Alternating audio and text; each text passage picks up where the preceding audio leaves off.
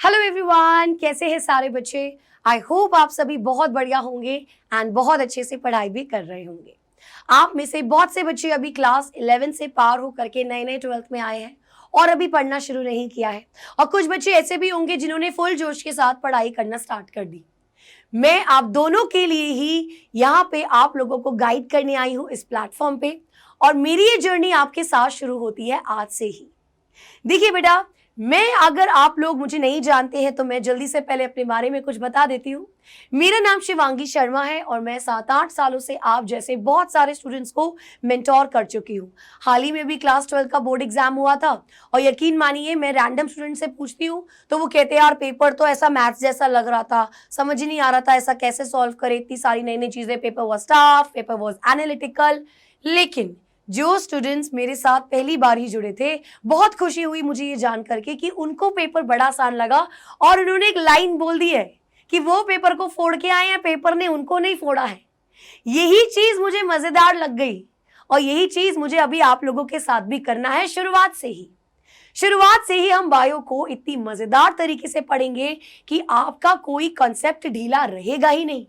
अब देखिए बेटा, चीजों को स्टार्ट करने से पहले एक चीज मैं आपको यहाँ पे बता देती हूँ। बच्चे, कोई भी चीज जब हमको समझ में आती है ना, तो हमें ना उससे प्यार सा हो जाता है, हम उससे रिलेट कर पाते हैं, उससे लिंक कर पाते हैं, उन चीजों को और जानने की कोशिश करते हैं और उसमें खो जाते हैं। ऐसा ही तो होता है ना जिंदगी में, रिश्तों के साथ, अपनी पसंद की चीजों के साथ, अपनी हैबिट्स के साथ। यही चीज तो हमको यहाँ पे भी करना है अपने सब्जेक्ट के साथ। आप कोई चीज को मैं याद करा दूं, पढ़ा दूं, उससे कोई मतलब नहीं है। पढ़ाना और समझाना में बहुत जमीन आसमान का अंतर होता है, और किसी चीज को याद करना और किसी को समझना वो आपने करना है। डिसाइड कि आपको क्या करना है। देखिए बेटा, मैं आपको कोशिश करूंगी कि मैं आपको पढ़ाऊं नहीं, पढ़ाते तो बहुत लोग हैं, मैं आपको चीजों को समझाऊंगी, आपको उससे प्यार करवाऊंगी। जो भी चीजें हम पढ़ेंगे आपको उसकी अहमियत समझाऊंगी, आपको उसकी जड़ से वाकिफ करवाऊंगी, और आप लोगों को अपने आप उस चीजों पे मजा आने लगेगा। अभी वो समय नहीं है कि हमको चीज अच्छी नहीं लग रही, अरे भैया मुसीबत से पढ़ रहे हैं, छोड़ना है, नहीं पढ़ना, नहीं बहुत मुश्किल था, क्लास 11th में ऐसा था, रटना था, ये था वो था, नहीं होगा 12th। किसने कह दिया? तुमने तो तुमसे कहा ना। तो तुमसे ये भी तो कह सकते हो ना कि भैया बहुत इजी है, अगली बार अच्छा होगा। तो ये कहो ना, अच्छी अच्छी चीजें कहेंगे, अच्छा चीजें सोचेंगे तो अच्छा चीजें होंगी। यही करना है। हम बेटा इस नए जर्नी को स्टार्ट करेंगे बहुत ही मजेदार तरीके से। मैं आप लोगों को हर एक क्यों और क्या का आंसर करने वाली हूं। यकीन मानिए मेरी क्लास के बाद कई सारी चीजें ऐसी होंगी जो आपकी क्लियर हो जाएंगी हर क्लास में, और कई सारी चीजें ऐसी होंगी जो आपके दिमाग में आई है, और वो आएगी ना, मुझे बड़ा मजा आएगा। क्यों?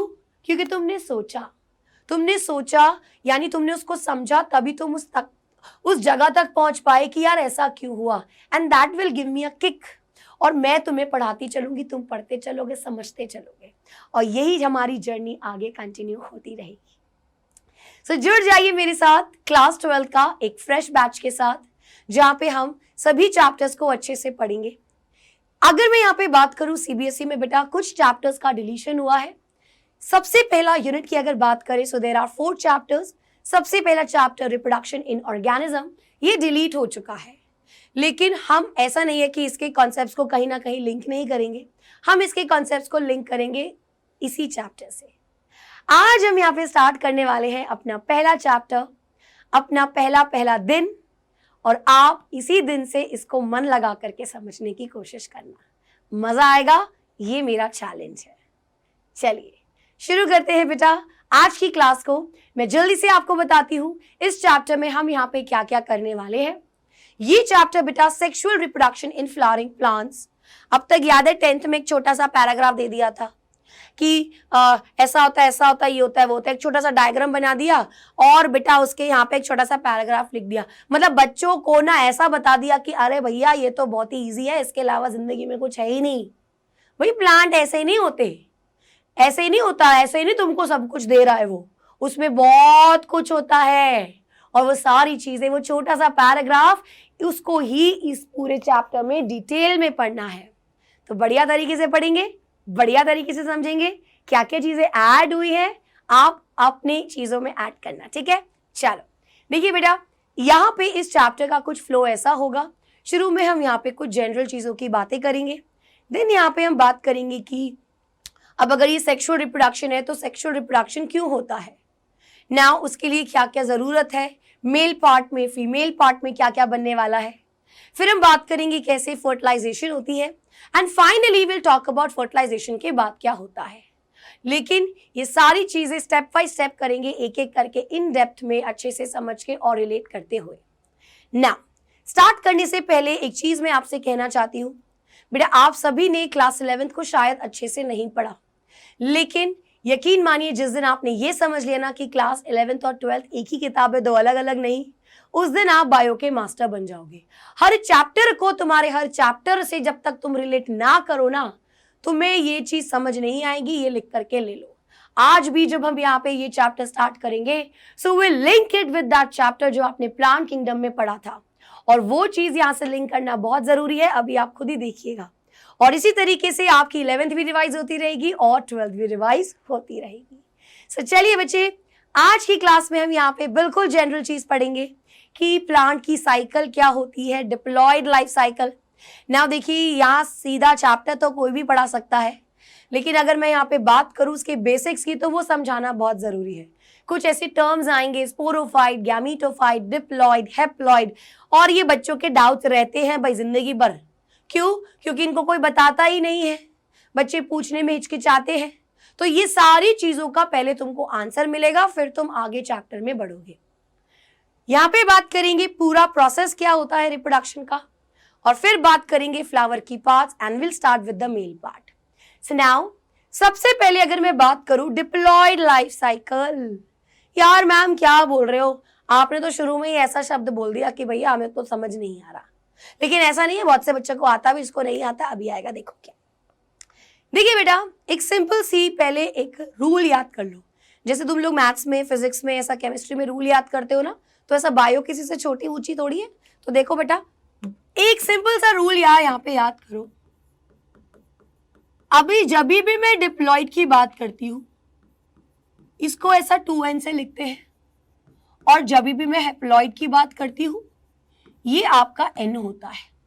इसका मतलब क्या होता है बेटा, कि जो भी आपके न्यूक्लियस के अंदर डीएनए प्रेजेंट है, अब जब सेल डिवाइड होता है तो डीएनए ना ऐसा लंबा लंबा धागा ऐसा बढ़ता हुआ नहीं चले जाता है ना, डीएनए के क्रोमोसोम्स बनते हैं, और वो फिर जब सेल डिवाइड होता है तो वो प्रॉपर फिर आपका डीएनए अच्छे से डिस्ट्रीब्यूट हो, तो इसीलिए डीएनए से क्रोमोसोम को बनाया जाता है।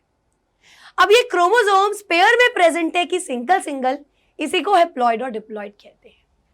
अगर बेटा आपके क्रोमोसोम ऐसे पेयर में प्रेजेंट है, जैसे हमारे ह्यूमंस में होते हैं ना 23 पेयर्स ऑफ क्रोमोसोम, हम डिप्लॉयड होते हैं। प्लांट्स में हम यहाँ पे बात करने वाले हैं एंजियोस्पर्म्स की। एंजियोस्पर्म्स, द फ्लावरिंग प्लांट्स, जिनमें फूल खिलता है, ये सभी डिप्लॉयड होते हैं। अगर मैं हेप्लॉयड की बात करूं, हेप्लॉयड का मतलब होता है ऐसा क्रोमोसोम सिंगल सिंगल। ये चीज पहले दिमाग में डाल लो, क्योंकि ये आगे कई बार पूरी 12th में तुम्हारा बार बार कहीं ना कहीं आएगा। अब now let's stick to the plants.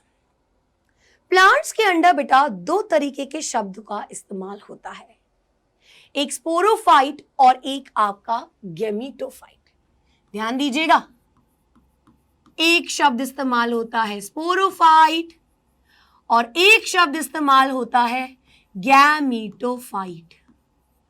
ये बच्चे ना समझ नहीं पाते, और जब तक इसको रटते हैं तब तक उनको समय निकल जाता है, फिर वो पीछे रह जाते हैं। देखिए बेटा, स्पोरोफाइट का मतलब कुछ नहीं है, मतलब डिप्लॉयड बॉडी। गैमीटोफाइट मतलब हेप्लॉयड, ऐसा समझो। स्पोरोफाइट हमेशा डिप्लॉयड होता है।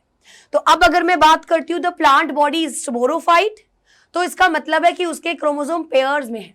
अगर मैं बात करती हूं प्लांट बॉडी इज हेप्लॉयड, तो उसका क्रोमोसोम आपका सिंगल सिंगल है।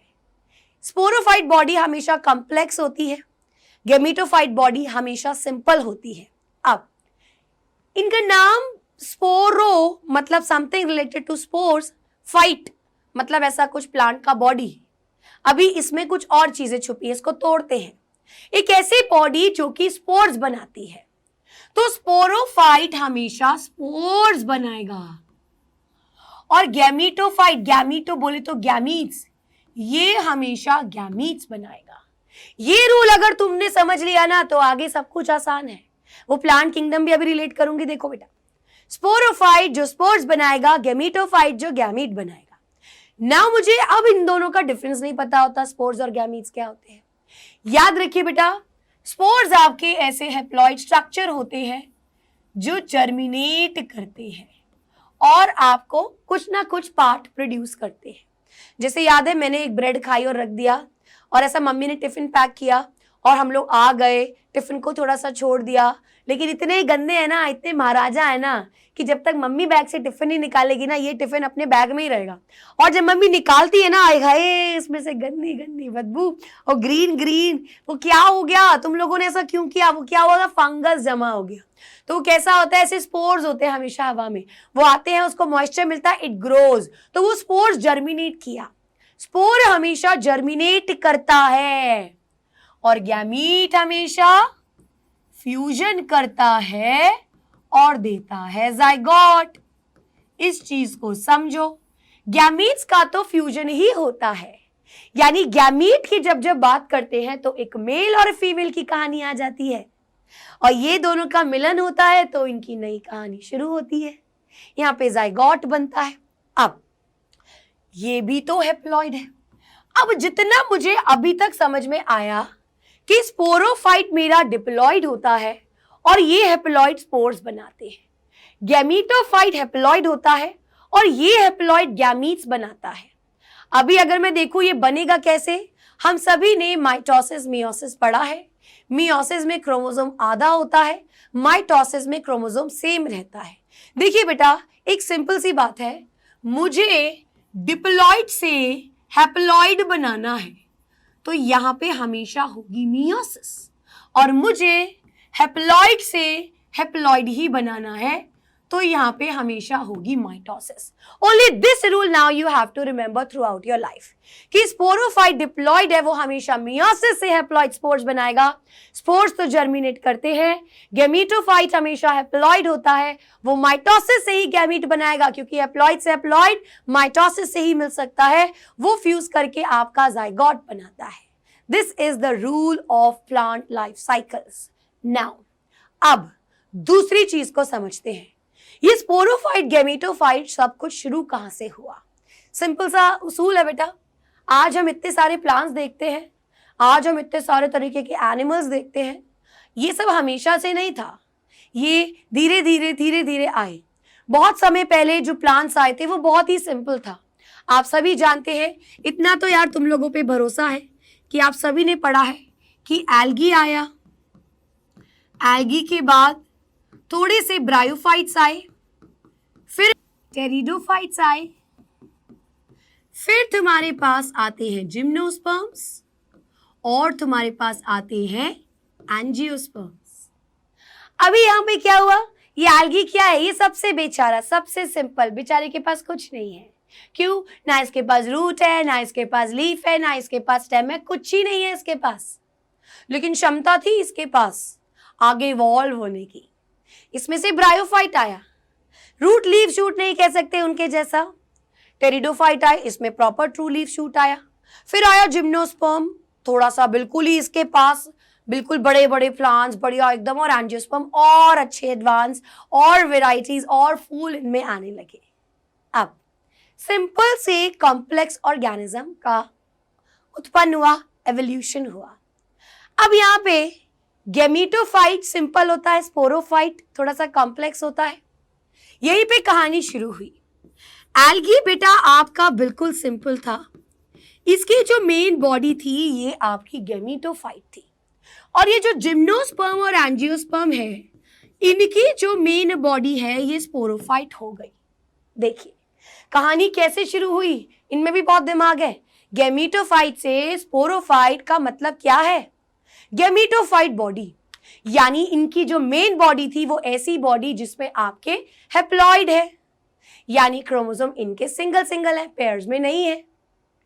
फिर आपके पास बिल्कुल एडवांस आ गए एक बार जिम्नोस्पर्म एंजियोस्पर्म। आज बेटा इनकी मेन बॉडी स्पोरोफाइट हो गई। आप पत्ता तोड़ लो, रूट तोड़ लो, कुछ भी खा लो, फ्रूट खा लो, सीड खा लो, इसमें क्रोमोसोम नंबर पेयर में होगा। और जो छोटा छोटा ऐसा फूल को छूते हैं और ऐसा डस्ट जैसा हाथों में आता है, येलो येलो पाउडर, वो छोटा सा गैमीटोफाइट है। तो ऐसा नहीं है कि इनके पास गैमीटोफाइट कहीं खो गया, गैमीटोफाइट रहा, लेकिन वो बहुत छोटा हो गया। कैसे? गैमीटोफाइट एल्गी के पास केवल गैमीटोफाइट था। जब ब्रायोफाइट आए तो इनके पास भी मेन बॉडी गैमीटोफाइट थी, लेकिन बेटा इनके पास फिर स्पोरोफाइट बॉडी भी आई। अभी हम देखेंगे कैसे, and this is very important to relate. अगर आप रिलेट नहीं करोगे ना तो मजा नहीं आएगा। ये मत सोचना कि आगे चैप्टर लंबा हो जाएगा, नहीं बेटा, 3 से 4 लेक्चर में तुम्हारा चैप्टर भी खत्म और तुम्हारा सब कुछ रिलेट भी हो जाएगा। सो स्पोरोफाइट जो बॉडी थी वो आपके पास आई, लेकिन ये बहुत छोटी थी। ये आपकी बॉडी काफी स्मॉल थी और ये डिपेंडेंट थी गैमीटोफाइट पे, यानी ये खुद कुछ नहीं कर सकती थी क्योंकि अभी अभी आई है ना। लेकिन फिर टेरिडोफाइट में क्या हुआ भाई, इनके पास भी गैमीटोफाइट था, लेकिन इनमें और एडवांसमेंट हो गई। इनकी स्पोरोफाइट इतनी बड़ी हो गई, इतनी लार्ज हो गई बेटा कि ये आपकी इंडिपेंडेंट हो गई। अब ये इसकी मेन बॉडी पे डिपेंडेंट नहीं है। फिर जिम्नोस्पर्म और एंजियोस्पर्म आए। अब इनके पास ये धीरे धीरे देखो, स्पोरोफाइट छोटी पहले तो थी नहीं, फिर थी, फिर थोड़ी बड़ी हुई, अब ये मेन बॉडी बन गई और इनके अंदर यही बन चुकी है मेन बॉडी। और गैमीटोफाइट यहाँ पे बहुत ही छोटा सा रह गया, टाइनी। अब जब हम प्लांट्स में मेल फीमेल का पार्ट देखेंगे ना तो ये शब्द बार बार यूज होगा, स्पोरोफाइट, गैमीटोफाइट, तब तुमको ये चीज समझ में आएगी कि ऐसा क्यों हुआ। अब इनकी लाइफ साइकिल पे डिस्कशन करते हैं। अगर मैं यहाँ पे बात करूं एल्गी बेटा, तो देखिए यहीं से आपको सब कुछ समझ में आएगा। एल्गी की जो मेन बॉडी थी वो गैमीटोफाइट थी। अभी देखो तुम लोग को ये याद नहीं होता था ना, अब उस रूल को याद करो जो मैंने आपसे कहा था। एल्गी की मेन बॉडी गैमीटोफाइट थी और गैमीटोफाइट तो हमेशा गैमीट बनाता है, हैप्लॉइड है, ये हमेशा गैमीट बनाएगा, गैमीट भी हैप्लॉइड होता है और इसीलिए ये हमेशा माइटोसिस से बनेंगे। गैमीट का तो हमेशा फ्यूजन होता है और जब फ्यूजन होता है आपके पास जाइगोट बनता है। अब जब फ्यूजन हुआ तो ये तो डिप्लॉइड हो गया ना बच्चे, क्यों? एक हैप्लॉइड बॉडी दूसरी हैप्लॉइड बॉडी से फ्यूज हो गई, एक सेट ऑफ क्रोमोसोम दूसरे से हो गए, डबल हो गए ना क्रोमोसोम, तो क्रोमोसोम पेयर में आ गया, ये तो आपका डिप्लॉइड बॉडी हो गई। लेकिन अब इसके जो मम्मी पापा हैं वो तो गैमीटोफाइट है ना, तो ऐसा थोड़ी है जो सबसे पहला बच्चा एल्गी का हुआ वही जाकर के ब्रायोफाइट निकल गया, ऐसा तो नहीं होता ना। बहुत सारे एल्गीज भी तो डेवलप हुए ना, तो इसको दोबारा ऐसा कैसा बनना होगा, इसको दोबारा ऐसा हैप्लॉइड बनना होगा। तो ये जाइगोट बेटा करते हैं मियोसिस और बन जाते हैं स्पोर्स, हैप्लॉइड। और स्पोर्स तो हमेशा जर्मिनेट करते हैं, तो ये आपके बन जाएंगे गैमीटोफाइट। इस तरीके की आपकी मियोसिस को बेटा हम कहते हैं zygotic meiosis, and this is the haplontic life cycle. चलिए फिर कौन आया आपके पास? फिर आपके पास ब्रायोफाइट आया और आपके पास टेरिडोफाइट आया। ये दोनों में बेटा अब स्पोरोफाइट बॉडी आई। दोनों में फर्क इतना है कि ब्रायोफाइट के अंदर स्पोरोफाइट आई, लेकिन वो डिपेंडेंट थी गैमीटोफाइट पे, यानी उसी से सारा खाना पाती थी। लेकिन टेरिडोफाइट में ये बॉडी आपकी, मान लो ये प्लांट की बॉडी है, अब इसमें एक छोटा सा ऐसा ब्रायोफाइट में आया, लेकिन टेरिडोफाइट में ये इतना लंबा हो गया कि भैया इसी के ऊपर तुम राज कर रहे हो, ऐसा हुआ। फिर आपका जिम्नोस्पर्म और एंजियोस्पर्म में क्या हो गया, ये तो बहुत ही छोटा हो गया, इसके ऊपर आने लग गया। तो ऐसा ही कुछ हुआ। ब्रायोफाइट के अंदर जो मेन बॉडी गैमीटोफाइट, टेरिडोफाइट में भी main body gametophyte, which is always applied. भाई गैमीटोफाइट तो गैमीट्स बनाते हैं और हमें पता है ये माइटोसिस से बनाएंगे क्योंकि गैमीट्स हैप्लॉइड होते हैं। गैमीट का तो फ्यूजन होता है, फ्यूजन के बाद आपको जाइगोट बनेगा और जब जाइगोट बनेगा तो ये डेवलप होगा किसमें? अब ये जाइगोट मियोसिस करके दोबारा से स्पोर्स नहीं बनाएगा क्योंकि फिर इसमें और इसमें फर्क ही क्या रहता। अब यहाँ पे स्पोरोफाइट बॉडी का जन्म हुआ और ये आपका डिवाइड हुआ और इसने पार्ट्स ऑफ द प्लांट बनाए और यहाँ पे सबसे पहले sporophyte body I which is diploid. Now अब लाना तो मेन बॉडी में है, इसके अंदर बनते हैं स्पोर्स और ये स्पोर्स जर्मिनेट होंगे और ये स्पोर्स ऑब्वियसली मियोसिस से बनेंगे। इस तरह की मियोसिस को हम कहते हैं स्पोरिक मियोसिस और ऐसी लाइफ साइकिल को हम कहते हैं हैप्लोडिप्लॉन्टिक लाइफ साइकिल, क्योंकि हैप्लॉइड से शुरू हुई डिप्लॉइड तक पहुंची लेकिन स्पोर जर्मिनेट होकर के कोई हैप्लॉइड बॉडी भी देगा और आपकी स्पोरोफाइट बॉडी भी आ गई। फर्क क्या था? ब्रायोफाइट में ये छोटा होगा, टेरिडोफाइट में ये स्पोरोफाइट बहुत बड़ा होगा। नाउ एंड उसके बाद आते हैं angiosperms and gymnosperm. And gymnosperm के अंदर बेटा अब आपकी मेन बॉडी बन चुकी थी स्पोरोफाइट बॉडी, यानी जो इनका मेन प्लांट है वो आपका डिप्लॉइड होता है। डिप्लॉइड हमेशा करेगा मियोसिस, स्पोरोफाइट हमेशा स्पोर्स बनाएगा। स्पोर्स कभी भी फ्यूज नहीं करते, जर्मिनेट नहीं होते। स्पोर्स हमेशा क्या करते हैं आपके फ्यूज नहीं करते, जर्मिनेट होते हैं। अभी हम डिटेल में देखेंगे ये कैसे जर्मिनेट होता है। एक चीज मैं यहाँ पे लिखती हूँ ताकि आपको समझ में आए how we are going to relate. बेटा आगे जा करके जो हम पॉलन ग्रेन पढ़ेंगे ना, जो हम एम्ब्रियो सैक पढ़ेंगे ना, तो एम्ब्रियो सैक फीमेल में होता है, पॉलन ग्रेन तो आप सभी ने पढ़ा है मेल में होता है। ये स्पोर होता है बच्चों और ये स्पोर हैप्लॉइड है, यानी फिर इनके अंदर कुछ ऐसा बनेगा, इनके अंदर कुछ ऐसी डिवीजन होगी। हम देखेंगे इनके अंदर अब डिवीजन कैसी होगी, माइटोसिस ही होगी। यहाँ पे आपके कहीं पे गैमीट्स बनेंगे, ये गैमीट्स का आपका फ्यूजन होगा, जाइगोट बनेगा बेटा और ये जाइगोट उसके बाद डेवलप होगा आपका स्पोरोफाइट में। अब आप बोलेंगे कि मैम स्पोर्स ने कैसे माइटोसिस कर दी, स्पोर्स तो कभी गैमीट बनाता नहीं है। देखिए बेटा गैमीट हमेशा गैमीटोफाइट से बनता है बाय माइटोसिस, लेकिन यहाँ पे स्पोर्स आपके बनाते हैं तो हम यही तो हमें देखना है। एक्चुअली ये मत सोचो कि स्पोर्स आपके अल्टीमेटली स्पोरोफाइट से अभी कुछ ऐसे स्ट्रक्चर्स आएंगे जो फ्यूज करने वाले हैं। सो ये स्पोर्स आपके पॉलन ग्रेन होगा, इसी के अंदर बनता है गैमीट, इसी को गैमीटोफाइट कहते हैं। ये है सारी कहानी। So these are nothing but the gametophyte। अब सारी कहानी क्लियर कि मैम गैमीटोफाइट तो गैमीट देता है, यही स्पोर डेवलप होता है पॉलन ग्रेन में, एम्ब्रियो सैक में, जो कुछ नहीं है लेकिन गैमीटोफाइट है। और गैमीटोफाइट तो गैमीट बनाएगा और गैमीट इज फिर जाइगोट और आपका sporophyte. This is the diplontic life cycle बेटा जो हमें इस चैप्टर में समझना है। और जो मियोसिस शुरू हुई अंत में हमें गैमीट्स मिला, ये बेटा आपकी कौन सी मियोसिस होती है, gametic meiosis. Now I hope this has been clear to you. ये बहुत जरूरी था बेटा क्योंकि आगे ये शब्द gametophyte, sporophyte, spore, meiosis, mitosis, ये सारे शब्द बहुत ज्यादा यूज होते हैं, बहुत फ्रीक्वेंट, इनको इन्हीं नाम से कहेंगे। पॉलन ग्रेन को आप देखो कैसा भगवान तुम्हारे संग वो करने वाला है ना, धोखा। तुमको आज तक जिसको तुम पॉलन ग्रेन बोलते थे भाई वो धोखा है, वो तुम्हारे लिए अभी हो जाएगा मेल गैमीटोफाइट, है ना। आज तक जिसको तुम पढ़ते थे ओव्यूल, वो तुम्हारे लिए हो जाएगा मेगास्पोरेंजिया।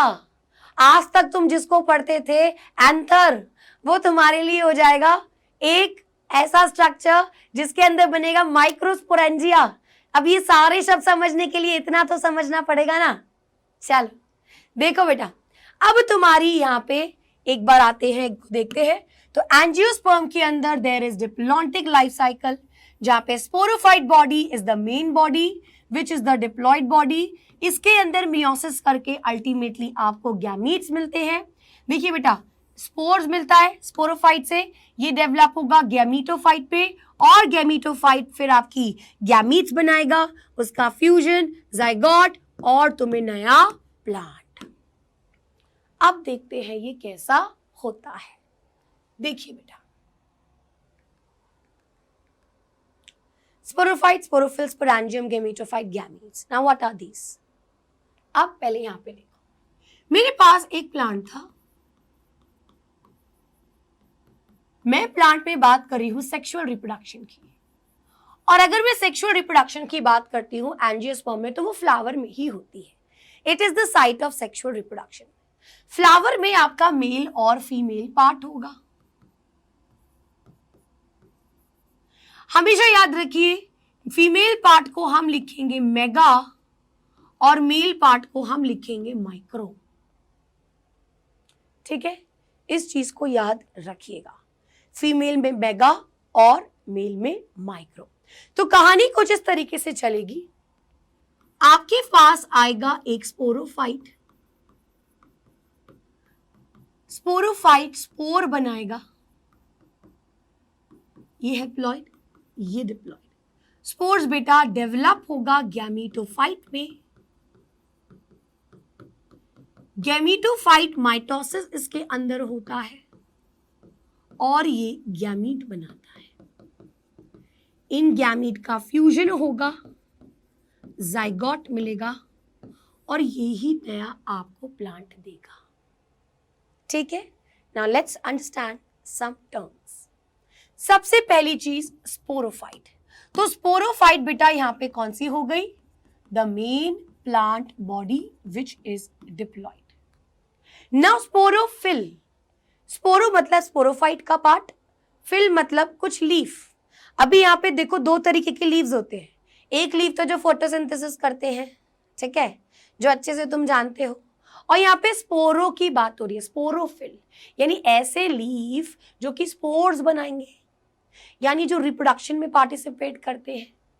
तो बेटा दो होते हैं, यहाँ पे एक होगा आपका मेगास्पोरोफिल, ध्यान रहे जब मैं कहती हूं मेगास्पोरोफिल तो it is always a female, और जब मैं कहती हूं माइक्रोस्पोरोफिल तो it is always a male. तो अब तक फिर से धोखा हुआ तुम्हारे साथ। आज तक तुम जिसको स्टेमन और पिस्टल कहते थे वो क्या है? स्टेमन क्या है? इट इज अ पार्ट जिसमें आपके मेल रिप्रोडक्टिव पार्ट है जिसके अंदर मेल गैमीट्स बनेंगे। पिस्टल क्या थी? जिसमें फीमेल रिप्रोडक्टिव पार्ट है जो एक्चुअली आपका जिसमें फीमेल गैमीट बनेगा। तो वो रिप्रोडक्टिव पार्ट क्या है? स्पोरोफिल है ना। तो megasporophyll is nothing but the pistol, जिसे आप कार्पेल भी कहते हो, और microsporophyll is nothing but the स्टेमन। अगर मैं स्पोरेंजियम की बात करूं, it is a structure. Sporophyll के अंदर एक ऐसा स्ट्रक्चर, उसको स्पोरेंजियम कहते हैं, जिसके अंदर स्पोर बनेगा उसको स्पोरेंजियम कहते हैं। तो यहां पे भी एक हो जाएगा मेगास्पोरेंजियम, एक हो जाएगा माइक्रोस्पोरेंजियम। जब मैं कहूंगी मेगास्पोरेंजियम ये फीमेल का हो जाएगा, माइक्रोस्पोरेंजियम ये मेल का हो जाएगा। सो यानी फीमेल के कार्पेल में कुछ ऐसा पार्ट है जिसके अंदर एक्चुअली स्पोर्स बनेंगे, उसको स्पोरेंजियम कहा। This is nothing but the ovule and this is nothing but the pollen sac which is inside your anther. अभी ये रटना नहीं है, अभी ये वाला पार्ट लर्न नहीं करना, अभी केवल यहां तक लर्न करना है। ये वाले पार्ट तो बेटा हम आगे पढ़ेंगे डिटेल में। अभी आपको फेमिलियर होना है कि तुम्हारे साथ क्या क्या धोखा हुआ है, ठीक है। अभी तुम्हें एक्सेप्ट करना है, अभी तुम्हें ये अभी ऐसा मान करके चलना है भैया मेरे संग बहुत धोखा हो चुका है, लेकिन कोई बात नहीं, मैं ऐसा एक्सेप्ट करूंगा कि अब से इसको ऐसा कहना है और ऐसे कहानी की शुरुआत अभी से शुरू होगी। Now gametophyte is that body जिसके अंदर गैमीट बनेगा। यहां पे भी बेटा माइक्रोगैमीटोफाइट आपको देखने को मिलेगा, यानी मेल का। मैक्रोगैमीटोफाइट देखने को मिलेगा वर्ड, यानी फीमेल का। तो अगर मैं मेगा गैमीटोफाइट, अभी इसको मैंने मैक्रो लिख दिया ना, इट शुड बी मेगा। तो फीमेल का mega gametophyte is nothing but the embryo sac, और microgametophyte is nothing but the pollen grain. यही तो वो स्पोर्स है, दीज वर द स्पोर्स जो गैमीटोफाइट में जन्म लिया। ये भूल जाओ, अब ये भूल जाओ, ये गैमीटोफाइट होते हैं, यानी ये गैमीट नहीं है। अब तक जो तुम पॉलन ग्रेन को गैमीट पढ़ते थे, ये गैमीट नहीं होता बेटा, इसके अंदर गैमीट बनेगा। पॉलन ग्रेन के अंदर आपके बनेंगे मेल गैमीट, और फीमेल पार्ट के अंदर आपका बनेगा फीमेल गैमीट। एंड ध्यान रहे, जब गैमीट बनता है, फ्यूजन होता है, जाइगोट बनेगा, एम्ब्रियो बनेगा, जो एक छोटे से सीड के अंदर है, और आप उस सीड को उगाते हो और एक नया प्लांट आता है। आई होप अब ये वर्ड्स का मतलब आप समझ चुके हो। अभी हमें रटना नहीं है, समझना है। Now let's start. जो जनरली टीचर्स यहां से स्टार्ट करते हैं सीधा क्लास को, लेकिन मेरा मानना है कि हमें चीज़ों की जड़ तक पहुंचना है। शुरुआत कठिन हो तो बढ़िया है, क्योंकि आगे का रास्ता फिर बड़ा मज़ेदार होता है। तो शुरुआत में ही अगर हमने मुश्किल चीज़ों को आसान कर लिया, समझ लिया, तो आगे का सफ़र बेटा आपको बहुत ही आसान, बढ़िया लगने वाला है। सब चीज़ आपके दिमाग से ऐसे जाएगी। और अगर मैंने शुरू में ऐसा स्टाइल मार दिया ना, अरे ये तो हलवा है, ऐसा है वैसा है, तो आगे फिर ये हलवा ऐसे ही जाएगा, खा नहीं पाओगे इसको तुम। ठीक है, चलो तो यहाँ पे देखेंगे बेटा, the site of reproduction. Site of reproduction is the flower. Flower में रिप्रोडक्शन होता है। ये आप सभी जानते हैं कि फ्लावर की जो डंडी होती है उसको पेडिसल कहते हैं। ठीक है, ये वाला पार्ट आपका थैलेमस होता है। अब आगे फ्लावर के पार्ट्स क्या क्या होते हैं। ये जो पूरा फ्लावर है ना, ये 4 वॉल्स में बटा होता है। 4 वॉल्स माने ऐसे 4 चक्कर। अगर मैं एक फ्लावर को ऐसा इसका हरण करें ना, तो ऐसे सबसे बाहर इसका हम एक पार्ट निकालेंगे, फिर निकालेंगे, तो ऐसे 4 वॉल्स आप निकालोगे। तो ऐसे 4 वॉल्स निकालने के लिए आप जरूरी नहीं चारों हर फ्लावर में ही हो, लेकिन ऐसे 4 वॉल्स होते हैं। अभी सबसे बाहर वाला वॉल कौन सा होगा? It is the calyx. So number 1, the outer most wall, जिसको हम कैलिक्स कहते हैं। कैलिक्स बेटा, इसके जो यूनिट्स होते हैं उसको हम सेपल्स कहते हैं। इसका काम होता है बड की प्रोटेक्शन करना। तो जब ये छोटा सा फूल एक कली था ना, तो उसको प्रोटेक्ट कर रहा था ये सेपल्स। ये उसको डिहाइड्रेशन से बचा रहा था। Prevent dehydration. ये वाली चीज होती है आपकी corolla. Corolla we all know, इसके हर यूनिट को हम कहते हैं पेटल्स। ये सुंदर हो सकते हैं, बदसूरत भी हो सकते हैं, क्योंकि किसी किसी के लिए वही सुंदरता है ना। जैसे बैट हो गया, तो भैया उसको तो गंदे फ्लावर ही अच्छे लगते हैं, जो हमें अच्छे नहीं लग रहे उसको वो बहुत सुंदर लगते हैं। तो भाई जिससे हमको प्यार होता है वो तो सबको सुंदर लगता है ना। सबको नहीं लगता, लेकिन हमको तो लगता है भाई सुंदर। जिससे हमको प्यार है वो हमारे लिए तो बहुत सुंदर है।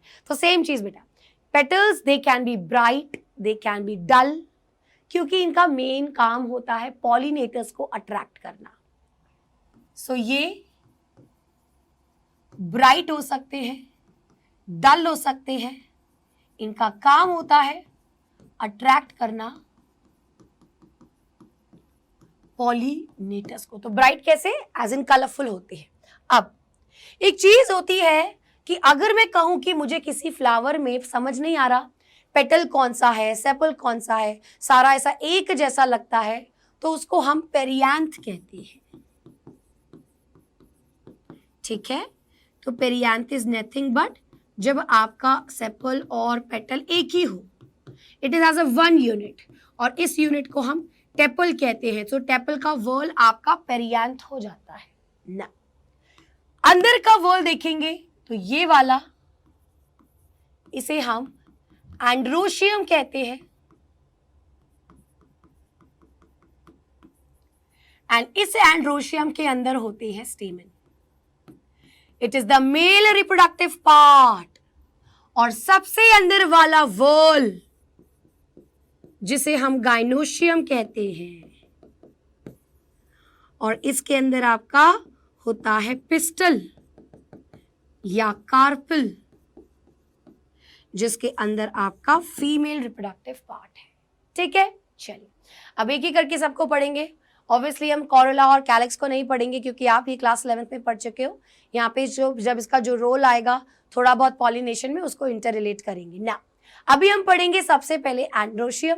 सो the first part is the stamen. So देखा, अभी एनसीईआरटी में लिखा है ना माइक्रोस्पोरोफिल। अभी तुम लोग को समझाना, अभी मैं यहां से समझाती भैया इसको माइक्रोस्पोरोफिल क्यों कह रहे हैं। तो दिस इज द माइक्रोस्पोरोफिल, जिसको हम स्टेमन कहते हैं। एक स्टेमन का बेटा अगर हम स्ट्रक्चर देखते हैं तो उसमें एक ऐसा लंबा सा डंडा होता है, और ऐसे उसके अंदर 2 लोब्स होते हैं। इसको हम फिलामेंट कहते हैं। So these are the 2 lobes. अब इन 2 लोब्स की वजह से ये कंडीशन होती है बायलोब्ड। ठीक है, ये जहां पे इससे ऐसा जुड़ा होगा उस पार्ट को कनेक्टिव कहते हैं। अब देखिए बेटा, अगर मैं इसको यहां से ऐसा कट करूं और देखूं मैं ये कैसा दिखता है, जैसे मैंने यहां से इसको कट किया और इसको मैंने देखा तो ये कैसा दिखता है। अच्छा, एक चीज और, ये 2 लोग क्या दिखा रहे हैं, एंथर दिखा रहे हैं। तो कट करूं तो ये कुछ ऐसा दिखता है।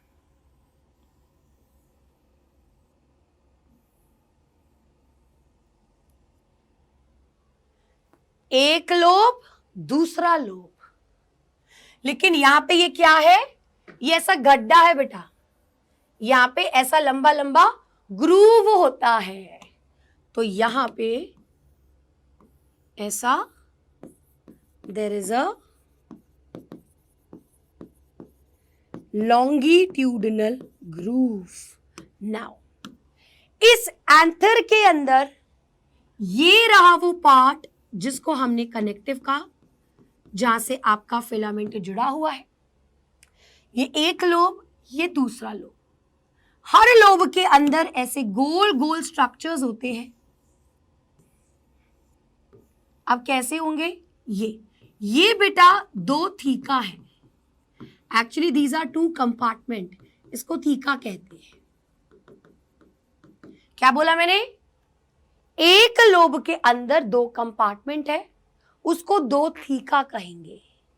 तो यहां पे से कंडीशन आती है, इसको हम कहते हैं डायथीकस। इस थीकस के अंदर, इस कंपार्टमेंट के अंदर यू हैव दी स्ट्रक्चर्स 1 2 3 4। ये होते हैं आपके pollen sac, which is nothing but microsporangia। तो स्पोरेंजिया यानी कि इन्हीं में कहीं पे मियोसिस होगी और आपके बनेंगे स्पोर्स। वो स्ट्रक्चर जिसके अंदर स्पोर्स को बनना है उसको स्पोरेंजिया कहा। तो अभी ये सारी बॉडी डिप्लॉयड बॉडी है, अभी कुछ कहीं पे नहीं हुआ, लेकिन इसके अंदर कुछ होगा, कुछ ऐसे सेल्स होंगे जो मियोसिस करके आपको स्पोर्स बनाएंगे। वो स्पोर्स डेवलप होगा पॉलन ग्रेन में, पॉलन ग्रेन के अंदर एक गैमीट बनेगा, फिर उस गैमीट को फीमेल गैमीट तक पहुंचाना भी होगा। नाउ 4 है ना यहाँ पे माइक्रोस्पोरेंजिया, तो इसको कहते हैं टेटेरा स्पोरेंजिएट कंडीशन। अब वेरी वेरी वेरी इंपॉर्टेंट, ये 3 पॉइंट देखिए बेटा, बाइलोब्ड, डायथीकस एंड टेटेरास्पोरेंजिएट। एक टिपिकल एंजियोस्पर्म की ये कहानी होती है। एक टिपिकल मतलब मेजॉरिटी एंजियोस्पर्म का जो एंथर होता है वो बेटा बाइलोब्ड होता है, डाइथिकस होता है और टेट्रास्पोरेंजिएट होता है। एक क्वेश्चन तुम्हारा यहां से पक्का। अभी जो पार्ट करा दिया इसमें से एक क्वेश्चन आता है। देयर इज एन एक्सेप्शन, तो वो मैं यहां पे लिखूंगी।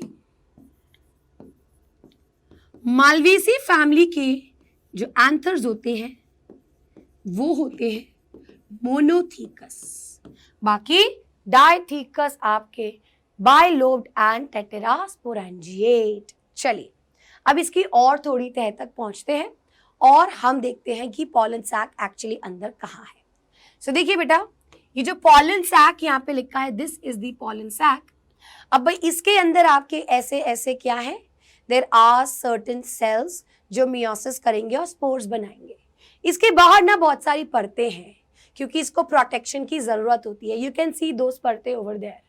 अब इन सभी परतों को हम यहाँ पे देखते हैं, ठीक है। तो हम इसको एक एक करके देखेंगे और उसके बारे में एक एक करके लिखेंगे ना। सबसे पहले बेटा अगर आप देखोगे, ये सबसे बाहर की परत है, ये लाल वाली,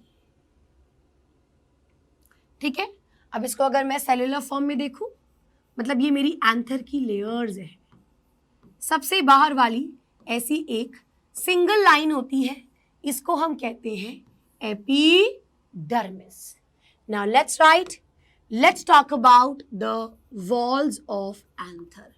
very very important question, exam में आता है। याद रखिएगा शुरू से ही अंत की हर क्लासेस में जो मैं कह दूं बेटा ये इंपॉर्टेंट है, ये क्वेश्चन आता है, इसको तुम पत्थर की लकीर मान लो। अगर तुमने नहीं किया तो भैया तुम बहुत ज्यादा पछताओगे, मैं ये तुमको बता रही हूँ। सो ध्यान से सुनो मैंने क्या कहा। एपिडर्मिस बेटा it is the outer most layer, outer most wall of anther. अब हमने यहाँ पे क्या देखा कि ये आपकी आउटर मोस्ट होती है, सिंगल सेल होती है। अब आगे इसका काम क्या होता है, एंथर का डेहिसेंस होना। कभी भी जब हम फूल को छूते हैं तो हमारे हाथ में ऐसा येलो येलो पाउडर आता है, वो पॉलन ग्रेन है। तो पॉलन ग्रेन तो बेटा अंदर बनेगा ना, अंदर मियोसिस होगा, तो वो ऐसा बाहर क्यों छू रहा है। आज से तो हमने तो उसकी लेयर नहीं तोड़ी, क्योंकि वो लेयर टूटती है तभी तो वो बाहर जाएगा, उड़ेगा हवा में, ले जाएगी उसको कोई मधुमक्खी अपने आशियान में लेके चली जाएगी उसको कहीं जहां उसका यार उसका वेट कर रहा है। तो बेटा यहाँ पे द पॉइंट इज कि आपको वो छोटे छोटे टच हो पा रहे हैं क्योंकि वो बाहर आ गए, लेयर्स आपकी टूटी है, इसको आप डेहिसेंस कहते हैं। तो ये डेहिसेंस ऑफ एंथर में मदद करता है। Dehiscence of anther, I'm writing here release of pollen grain. Now let's talk about endothecium. Endothecium बेटा उसकी अंदर की परत है। अब ये वाली, इसको हम बोलेंगे एंडोथीशियम। तो यहाँ पे आप क्लियरली ऐसा देख सकते हो, ये एक ही यहाँ पे लेयर है। So this is the endothecium. Again this is a single cell thick layer, मतलब इसकी जो थिकनेस है वो एक सिंगल सेल की थिकनेस के बराबर है और ये भी मदद करता है डेहिसेंस ऑफ एंथर में। इसके अलावा एक इंपॉर्टेंट पॉइंट कि इसमें अल्फा सेल्यूलोज प्रेजेंट होता है। It is made up of alpha cellulose. Obviously plant के सभी सेल सेल्यूलोज से बने होते हैं, यहाँ पे अल्फा सेल्यूलोज से बना होता है ना। मिडल लेयर्स, नाम तो इसका मिडल लेयर्स है लेकिन ये सबसे अंदर की लेयर है। देखिए ये मैं यहाँ पे बना रही हूँ, दिस, ये सबसे अंदर की परत हो गई ना। ये लेकिन ये एक नहीं होती, ये ऐसे दो तीन हो सकती है, इसको हम मिडल लेयर्स कहते हैं। सो देखिए बेटा, मिडल लेयर्स आपकी 2 से 3 लेयर होती है। ये आपकी इनर मोस्ट लेयर है अगर इन तीनों में से बात की जाए। ये बेटा इनका काम जो होता है ये प्रोटेक्शन का भी होता है, ये भी प्रोटेक्शन का काम कर रहे हैं, ये भी डेहिसेंस का काम कर रहे हैं, बट ये साथ साथ न्यूट्रिशन देते हैं किसको, nutrition to pollen mother cell. अरे मैम ये क्या कह दिया यार, पूरे दिमाग की बैंड बज गई। पॉलन मदर सेल जो पॉलन ग्रेन आगे बनाएगा, बेटा कोई भी मैं बोलती हूँ ना mother cell, it is that cell which divide. अभी यहाँ पे हमें मियोसिस करना है तो ये मियोसिस करेगा, तो यानी pollen mother cell is the meiocyte. Meiocyte वो सेल होता है जो मियोसिस करता है, और इसको क्या बनाने हैं, स्पोर्स बनाने हैं, यानी पॉलन ग्रेन बनाना है। सो बेटा अब आप बोलोगे मैम पॉलन ग्रेन तो गेमेटोफाइट का आता है, स्पोर क्यों? बेटा यही डेवलप होता है, तो जब ये डेवलप हो गया, बड़ा हो गया, तो उसको गेमेटोफाइट कह दिया ना। द पॉलन मदर सेल का थोड़ा सा न्यूट्रिशन का काम कौन देखता है? Middle layers. अब इतनी सी ही बात नहीं है, अब यहाँ पे ये तो मैंने कह दिया था पॉलन सैक, लेकिन उसके बाहर ये परत क्या है? ये परत क्या है? This is the tapetum. Can you see this layer? This is the tapetum. Now the tapetum is that layer which protects or which is just outside the sporangium। मतलब जो स्पोरेंजियम को के बाहर है उसको हम टेपिटम कहते हैं। बहुत इंपॉर्टेंट है बेटा, टेपिटम के जो सेल्स होते हैं वो पॉलीप्लॉइड होते हैं। पॉलीप्लॉइड बोले तो यहाँ पे ऐसा सिंगल न्यूक्लियस नहीं होता, बहुत सारे न्यूक्लियस होते हैं। अब आप बोलोगे जब सिंगल न्यूक्लियस नहीं है फिर तो ये डिप्लॉइड नहीं हो सकता। बेटा न्यूक्लियस फ्यूज तो नहीं हुआ है ना, अलग अलग है, तो अभी भी क्रोमोसोम पेयर में ही है, लेकिन न्यूक्लियस एक सेल में ज्यादा हो सकते हैं, इसलिए इसको पॉलीप्लॉइड कहते हैं। This is the most important question आज की क्लास में। तुम्हारे 3 क्वेश्चन जो पक्का पक्का कहीं ना कहीं पूरे साल तुम देखने वाले हो। टेपिटम के बहुत सारे फंक्शंस होते हैं, बहुत सारे। ये देखिए बहुत कुछ करता है, देखिए क्या क्या। सबसे पहली चीज, ये न्यूट्रिशन देता है टू डेवलपिंग पॉलन ग्रेन्स। अंदर जो पॉलन ग्रेन बनेंगे उनको डेवलप करने के लिए उनको खाना देता है। ये बेटा यूबिश बॉडीज बनाता है। अब ये यूबिश बॉडीज क्या होती है? कुछ नहीं है, कुछ सब्सटेंस है। हम आगे पढ़ेंगे पॉलन ग्रेन के बारे में जब, तो पॉलन ग्रेन की लेयर बेटा काफी थिक होती है जो उसको प्रोटेक्शन देती है, उसको धूप, सर्दी, उसको केमिकल्स, उसको कोई माइक्रोबियल इन्फेक्शन से बचाती है। सो ये जो यूबिश बॉडी होती है इट मेक्स दी स्पोरोपोलिनिन। पॉलिनिन, तो ये sporopollenin is present in the exine. Exine अभी हम आगे देखेंगे सारी चीजें, लेकिन अभी लिख रहे हैं ताकि आप इसको बाद में आपके एक नोट्स बन सके। तो ये बेटा exine is the outer layer of pollen grain. तो पॉलन ग्रेन को वो सारी जो चीजों से प्रोटेक्ट कर रहा है वो एक सब्सटेंस करता है जिसको स्पोरोपोलिनिन कहते हैं, और ये स्पोरुलिन बनाते हैं Ubisch bodies in the tapetum layer. ठीक है, उसके अलावा बेटा ये आपका एक एंजाइम बनाता है, कैलीज एंजाइम। अब इसको अभी इतना ही याद कर लो, जो यहाँ पे क्या करेगा, डाइजेस्ट करेगा कैलोज की लेयर को। देखिए बेटा जब आपके पॉलन ग्रेन्स अलग अलग होंगे, एक्चुअली ये सारे स्पोर्स जब बनते हैं चिपके हुए होते हैं आपस में, इनके बीच में एक मतलब इनको एक ढकी हुई होती है एक लेयर, कैलोज की layer. Callose is a substance, उसको तोड़ने वाला एंजाइम कैलीज एंजाइम होता है जो कि टेपिटम में ही बनता है। आगे देखेंगे, ये बेटा बनाता है पॉलन किट। तो पॉलन किट बहुत बहुत जरूरी है for insect pollinating flower. Insect जो फ्लावर पॉलिनेट होते हैं, इंसेक्ट जब किसी फ्लावर पे आएगा और उसकी बॉडी पे जब वो पॉलन ग्रेन चिपकेंगे तो वो चिपकते हैं, वो जो स्टिकी नेचर है बेटा वो इसी पॉलन किट की वजह से होता है, इट इज स्टिकी। उसके अलावा it also protects from UV radiation. तो यहाँ पे मैंने ये सारे टेपिटम के पॉइंट्स आज ही बता दिए।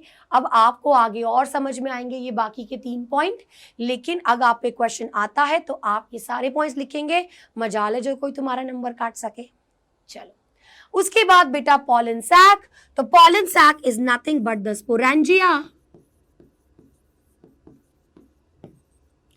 इसी के अंदर बेटा आपका सेल होगा, पॉलन मदर सेल, जो कि एक डिप्लॉइड सेल है। ये मियोसिस करेगा और बनाएगा हैप्लॉइड स्पोर। यही स्पोर पॉलन ग्रेन में डेवलप होता है। And the stomium, now what is the stomium? So can you see this part?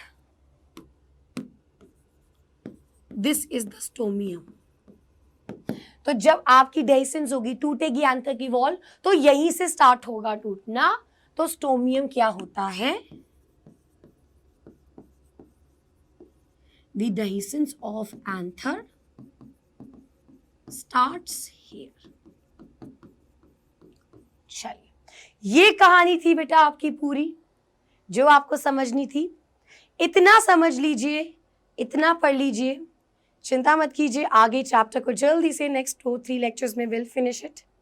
Easy है, इतना रिवाइज करके आइएगा। कुछ नहीं करना एक्चुअली, बस टर्म्स को फेमिलियर होना है। ये वाले पॉइंट्स, ये जो 2 पन्ने हैं, एक्चुअली ये एक ये पन्ना, एक ये और एक ये बहुत इंपॉर्टेंट है, इसको लिख लीजिएगा और इन टर्म्स के साथ फेमिलियर हो जाइएगा। हम बेटा मिलेंगे अगली क्लास में।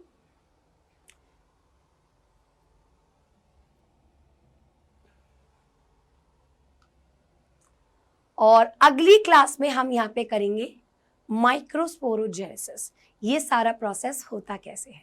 सो मिलेंगे बेटा नेक्स्ट क्लास में। आप जरूर मुझे कमेंट्स करके बताइएगा कि आपको क्लास कैसी लगी। एक चीज मेरी याद रखिएगा, जुड़े रहिए मेरे साथ, तुमको भी अच्छा लगेगा, मुझको भी अच्छा लगेगा। I am not the teacher, मैं जो तुमको खो दूंगी, तुम चले जाओगे दूर, नहीं बेटा, जुड़े रहिए, आपको मदद मिलेगी। कमेंट्स करिएगा, I will answer your comments अगर आपको कोई दिक्कत आती है। बाकी बेटा अभी के लिए चलते हैं, हम मिलेंगे नेक्स्ट टाइम। सो आज के लिए इतना ही, bye bye and thank you.